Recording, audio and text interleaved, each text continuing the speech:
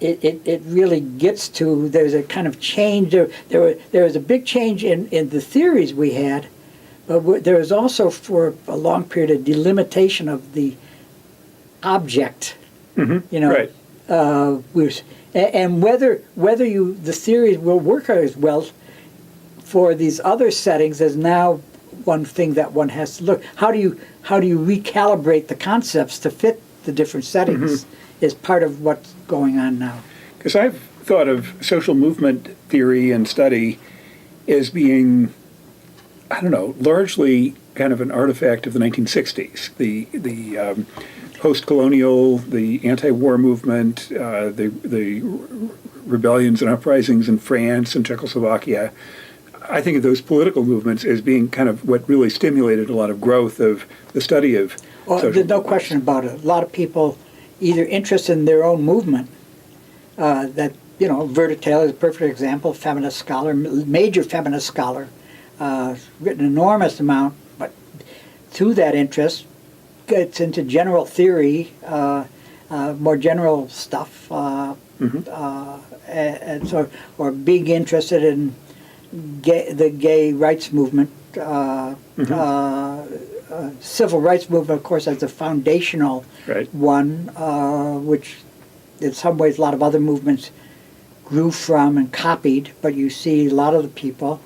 And there is, of course, a different line here, which is, of course, the Tilley line, which is more comes out of the Western democratic surge. And so Barrington Moore, in a funny way, becomes the titular grandfather of the macro historical, I don't know, grandfather or father of the macro historical political transformation, right? The movement from feudalism to democracy and what combinations did it.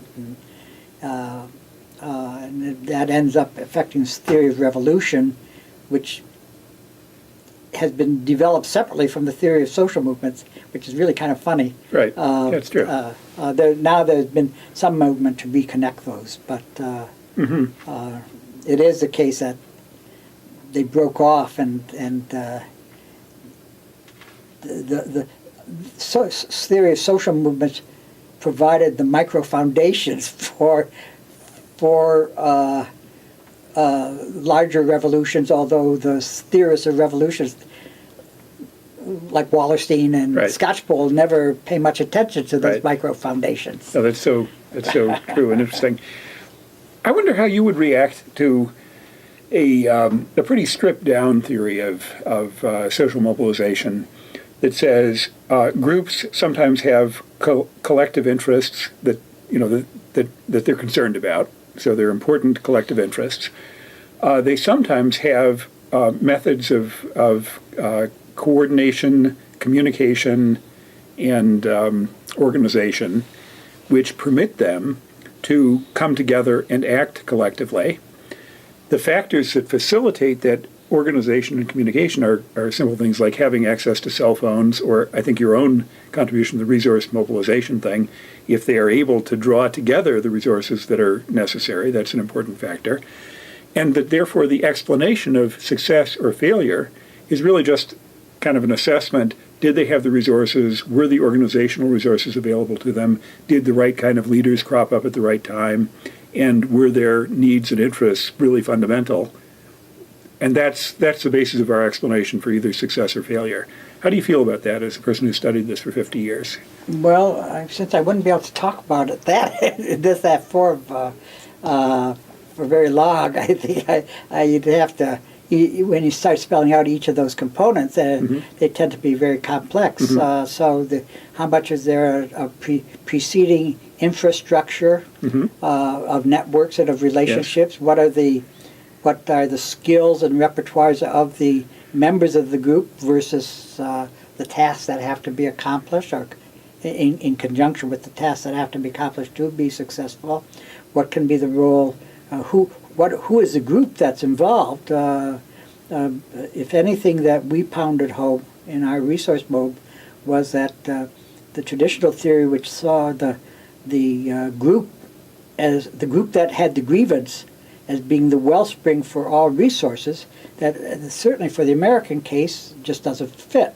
There are all kinds of resources from outside of the group, including professionals who want to solve the group's problem or believe that the group's problem or the category's problem is critical. So, all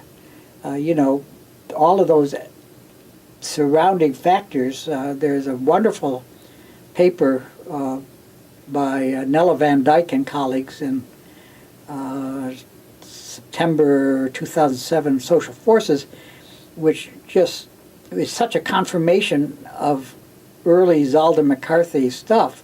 Here you have the most bureaucratic, conservative union in the country. Well, that's a little overstated, but nevertheless, the AFL, certainly not seen as the harbinger of radical change in America, putting together a school for college students to teach them organizing skills and involving them in on-the-site organizing, transforming a generation of somewhat progressively oriented student into professional activists committed to this for their lives.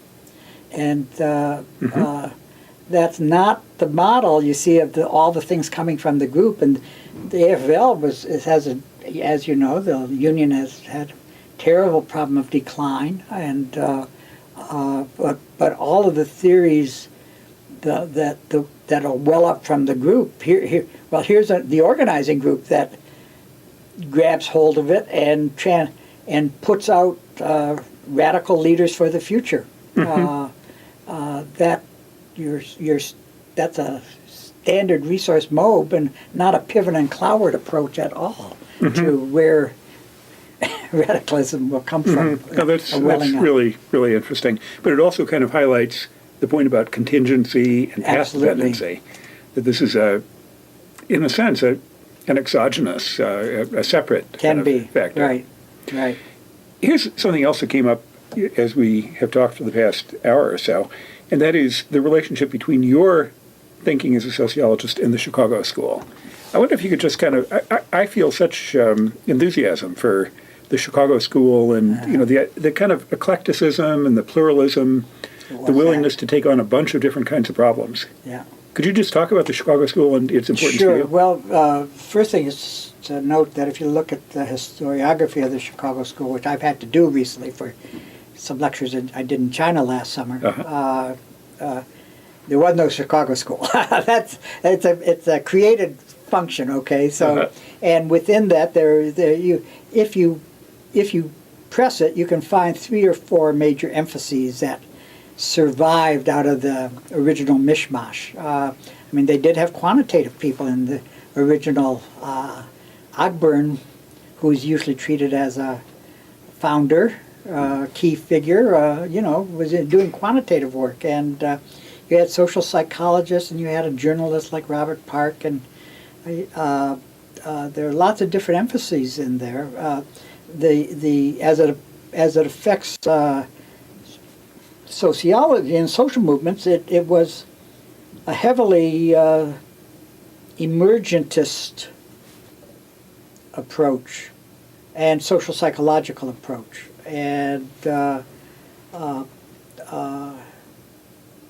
it's really strange when you go back with more of a historical eye and note that you can read some of those early textbooks of that area and you won't see the word socialism. The broad historical ideologies which have shaped so much of politics and movements on the more macro, worldwide, mobilizing reliant class. There's nothing about labor relations in the early Chicago School. All through the 50s, only Hal Walensky, as far as I can tell, and Hal, who is still alive, would not be seen as a collective behavior social movement guy. But he studied labor and the role of experts and intellectuals in the labor movement.